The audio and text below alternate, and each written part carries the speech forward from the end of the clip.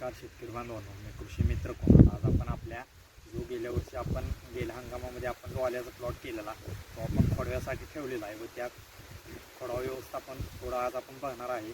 कारण आता आपण बघू शकतो की पावसाळा सुरू झालेला आहे.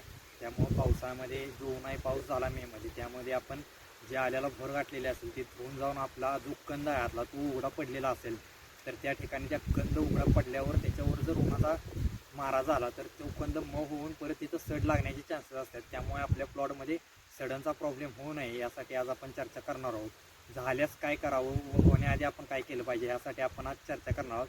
जर आपल्या प्लॉटमध्ये खोडव्या पिकाच्या जर कोणत्याही प्रकारची सड नसेल, जर एकदम प्रॉपर व्यवस्थित जर प्लॉट असेल तर त्यामध्ये आपण ट्रायकोडर्मा 1 लिटर व सुडोमोनास 1 लिटर रात्री भिजत ठेवून दुसऱ्या दिवशी आपण ते जर ड्रिपमधून सोडलं तर ते प्रिव्हेंटिव्हमध्ये एकदम उत्कृष्ट पद्धतीनं चांगलं असं काम करतं.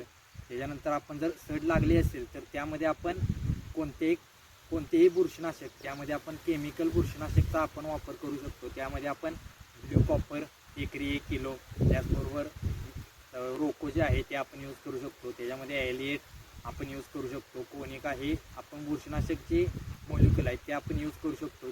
महत्त्वाचं त्यामध्ये सड कोणत्या प्रकारचे आहे, जैविक बॅक्टेरियापासून लागलेले आहे का फंगसपासून लागलेले हे महत्त्वाचं ओळखणं गरजेचं आहे. त्यानुसार आपण त्याच्यावर प्रक्रिया करणं गरजेचं आहे. त्यासाठी योग्य सल्ला घेऊन, योग्य मार्गदर्शन घेऊन आपण त्यामध्ये जे पाहिजे ते आपण बुरशीनाशक व प्रिव्हेंटिव्हमध्ये आपण ट्रायकोडर्मा सुडोमोनास सड लागली नसेल तर आपण सोडू शकतो, म्हणजे आपला प्लॉट व्यवस्थित राहण्यासाठी. धन्यवाद.